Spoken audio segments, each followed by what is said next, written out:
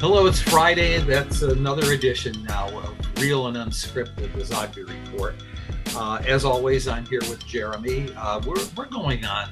We started this in January of 2020, so we're just about celebrating our third full year of doing this. How are you doing today?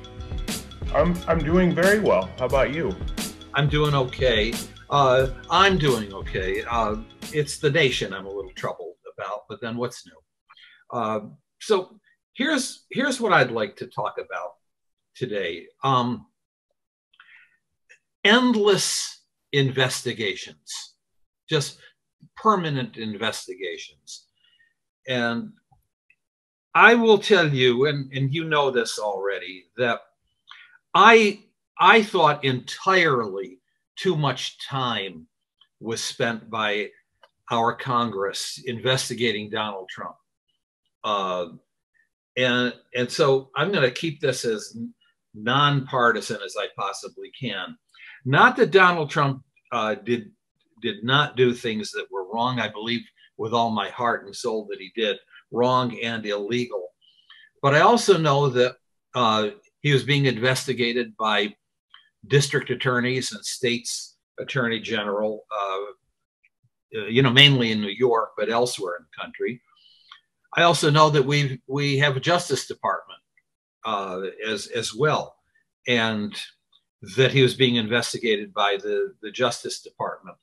What I didn't understand was why there had to be so many impeachment trials, including after he left office, especially when we knew that impeachment and conviction were partisan, were going to be voted in a partisan way, and we're never going to go anywhere.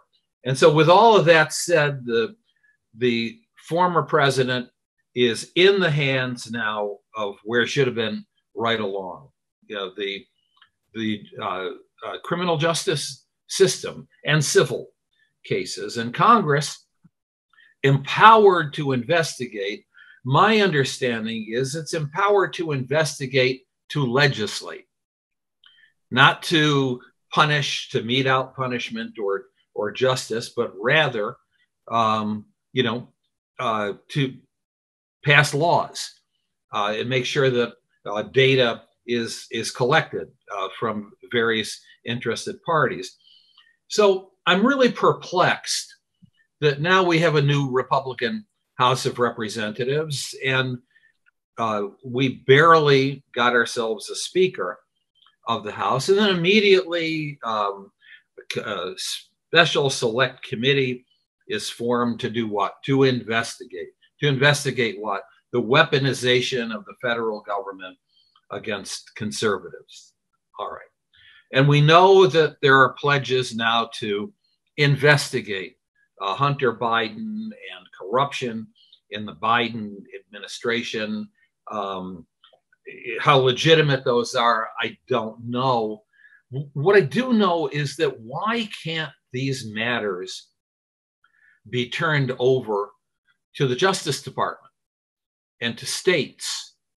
And in the case of now the latest revelations, which Joe Biden was wrong, okay?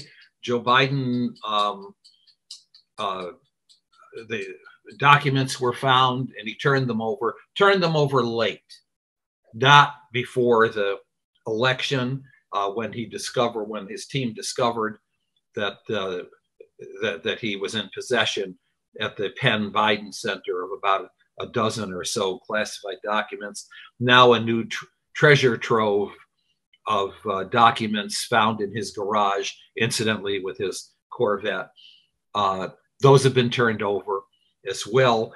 But why do we have to have Congress's time utilized investigating all things all the time? I'm very troubled by that. Kevin McCarthy, this will be my final point. Believe me, I have more, but I'm going to end on this note. Kevin McCarthy said that we We have to investigate this because, in referring to Biden and the classified documents, this is why people cannot trust their government. This is a guy who 1 week earlier also proved why Americans don't trust their government, and that travesty of a selection of a speaker and the great giveaway that McCarthy himself had done. So let's say that I just began with a personal political rant, and there you have it. You're welcome to agree, most welcome to agree, and you're always welcome to disagree, but I like to agree better. Yeah, I mean, don't we all? But why are we asking this question now? I mean, you asked the question, you hinted at it. Why did it happen so much during the Trump administration? Because half of the country was convinced he was a criminal. 6 years of ongoing investigation and a notion that we're this close to nabbing him. We've got him.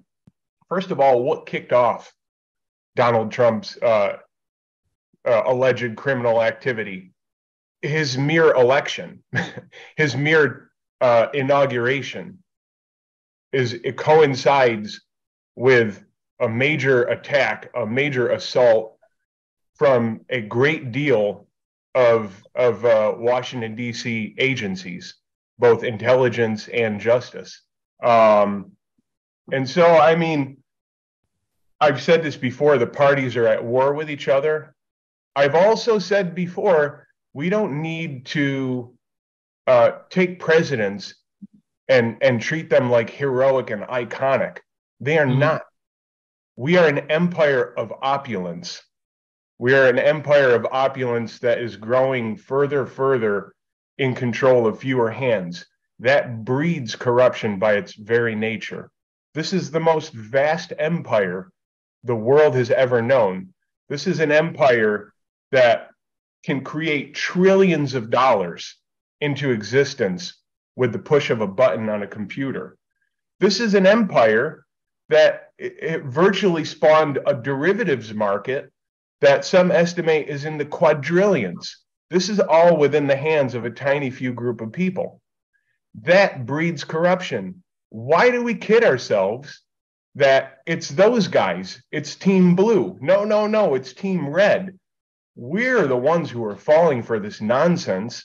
It is my strong belief with evidence that going back, let's not go too far back, but at the very least going back to George W. Bush, I am very confident in saying that he was engaged in activity that could have resulted, should have resulted in his impeachment.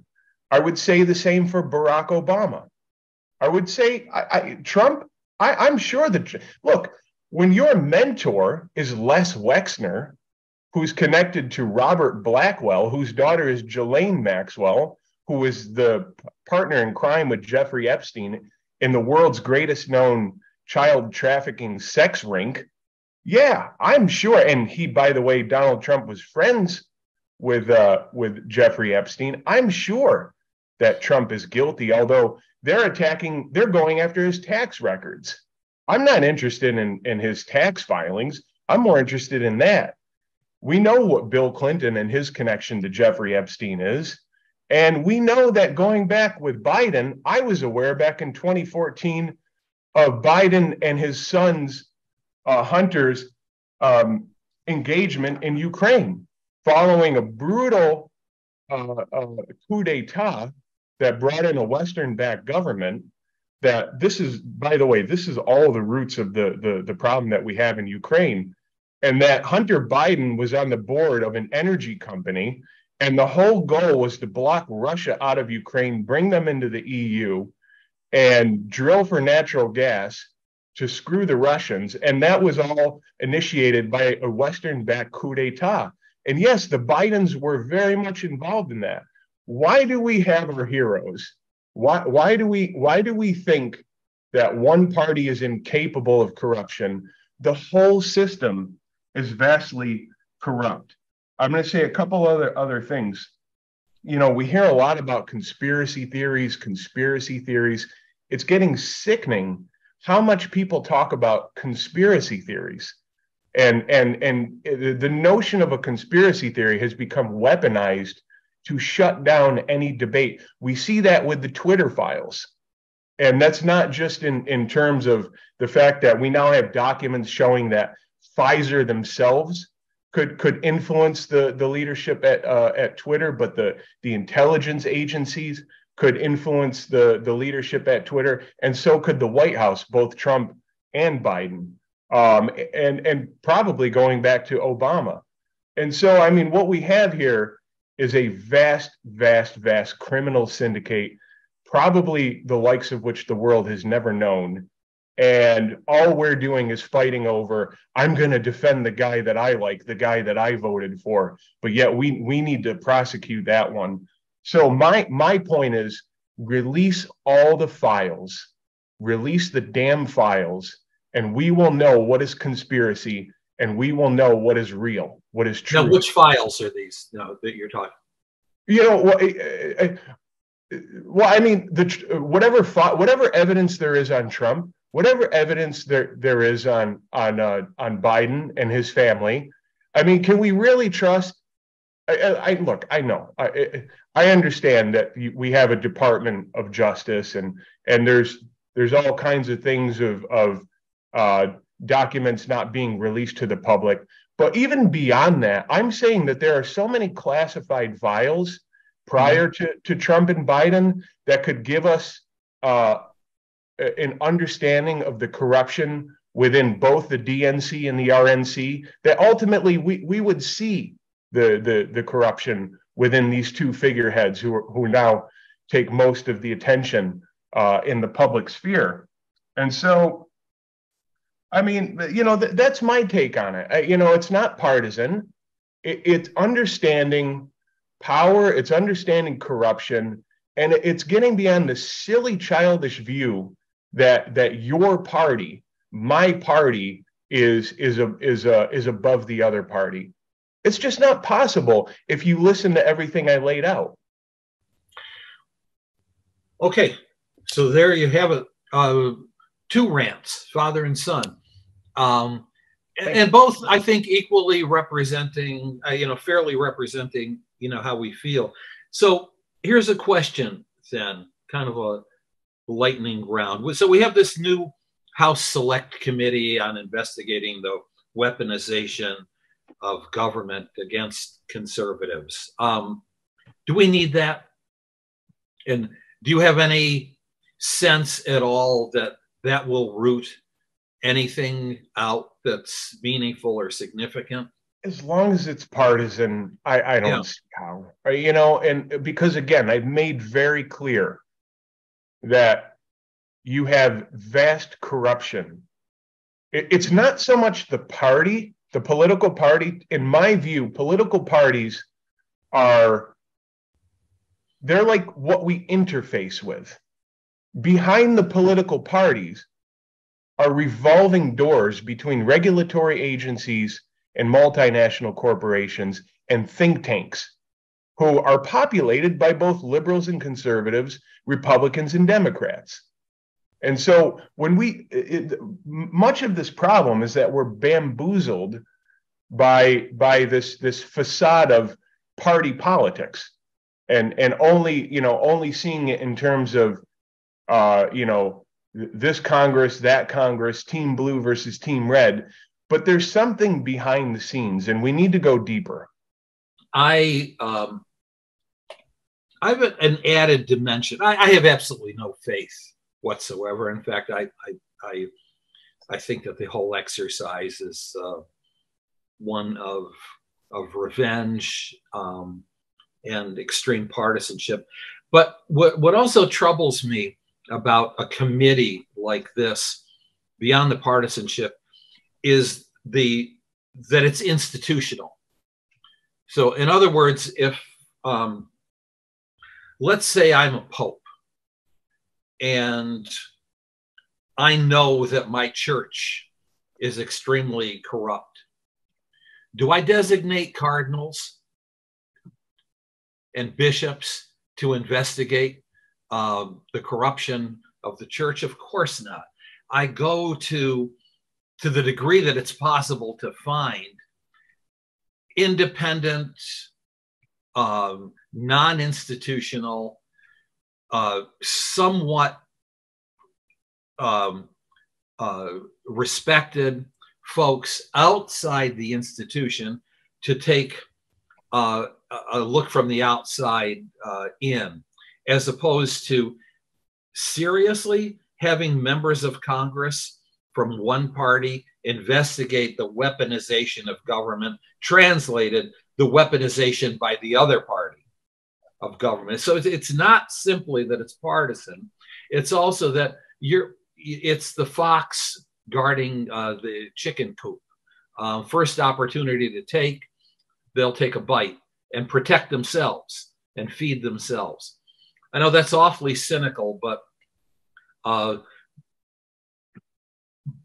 left with really no other choice but to be very cynical. Who is that independent body, and who gets determined to determine who is independent and to what degree independent? I mean, that's the point that we're at right here. It's like, it goes back to your question.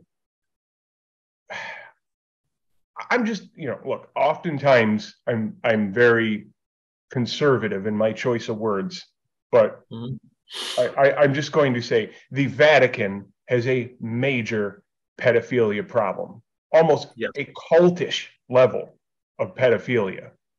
And just as you said, how do we expect bishops and archbishops and cardinals to deal with that when many of them were accomplices, right?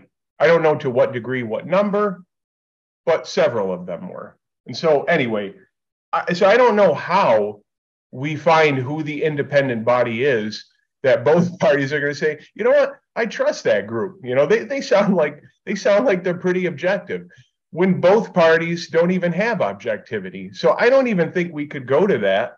And meanwhile, that would just be undermining our system.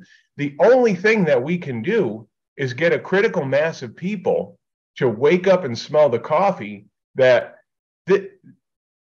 look, I want to be careful. I don't think we need to overhaul our, for example, our Constitution. I think we need to overhaul the radical interpretation of it that we've had over the last 100 years, because that's what has brought us to this point. And so, but the digger that we deep, we're going to find that it's very ugly. And what I'm afraid of is that I mentioned a few podcasts ago, I read about a term called a post-persuasion society, which is a very good description of where we're at, where it's very difficult to get opposing camps to even talk and to even have a discussion like you and I do. But what I'm worried about is that we're moving towards a post-truth society where people do not want to face the truth. People do not want to face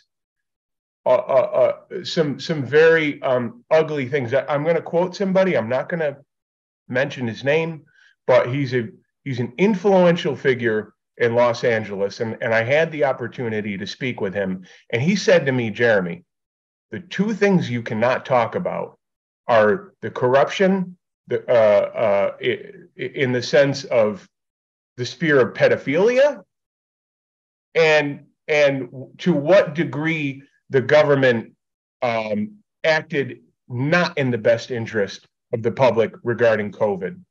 And as we see more data and files emerge on those two very controversial topics, you may disagree with it, but you should never say, no, this is conspiracy theory. You have to look you have to look at the data for yourself to see that these are things that are worthy of investigating in. Okay, one final question, and we'll make this a lightning rod for both of us. So just today, this is Friday. Today, numbers were released showing that the rate of inflationary growth annualized is 6.5%. You'll recall that 5 months ago, it was 9.5%. And so inflation is still increasing, but it's increasing at a much slower pace. And that's been a steady trajectory downward. At the same time, if you take a look at the 4 polls that have been published just since January 1st, President Biden's approval rating is 46.3%. Disapproval rating is at 50%. Those are significant improvements and that trajectory has been steadily going up as well. I'm only setting the table for future conversations. As we look ahead to 2024, is this a whole new Joe Biden reinvigorated? Or do you believe that those numbers will be undermined either by the economy, a recession, or the latest revelations of his being in possession of documents? I don't think Biden will ever reach near close to 50%. Whatever bumps show 46%, the average is still probably 43, 44. While inflation is supposedly lowered, what is that formula? What are they going by? These are the same people who concoct formulas that leave out the price of energy. Okay, what happens when you put I know gas has come back down, but what happens when you factor in the housing? Those are things that aren't factored in the inflation rate formula. And so my question is, how do we get the true rate of inflation? What would that number look like? That's number one. Number two, so the Fed has now put itself into this position where they are committed to raising interest rates. What are we at? 6% now? Above 6%? Well, effective for individuals and small businesses, it's probably 6.5%. In terms of preferred banks, it's 4 or 4.25%. Yeah, but I mean, they have moved it up to 6.5%. So what happens when they get to 7? What happens when they get to 7.5? Where is our national debt right now? As the national debt increases and as the interest rate increases, we have more interest to pay on the national debt. And so I think at some point, well, here's the other more practical thing. The housing market is slowing down because as the interest rates go up, most people, especially young people, those looking to get their first home or maybe looking to move out of their starter home, it's moving away from them. So the bubble will burst in the housing market as interest rates continue to go up. Not to mention, what's that going to do to corporate debt? And a lot of these corporations that are, look at their balance sheets. They're not in very good positions. They've been really heavily relying on easy money. So what's going to happen is, I think at some point this year, the continuation of Powell's policy of doing rate hikes, he's going to have to go back on that and reverse course and bring it back down closer to zero, which means that's a very inflationary environment. Mm-hmm. So last word? Sure. You asked, what is the true inflation rate? And I'm going to answer that by saying it's the same answer as what is the middle class. I think it is what you feel it is. And particularly at the moment that you have to make a decision on voting. That's the real inflation rate. If you're feeling better about things, then it matters less that it was 10% and it's now 6%. If you're still finding that prices are out of your reach, that things are getting worse for you, that's the true inflation rate.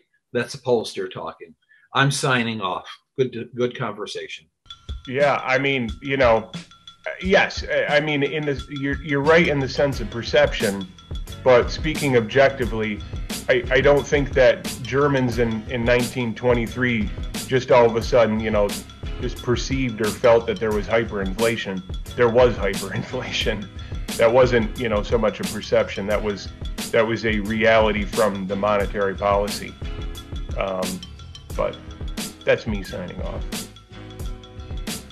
Have a good week, despite depressing ourselves and our viewers and listeners.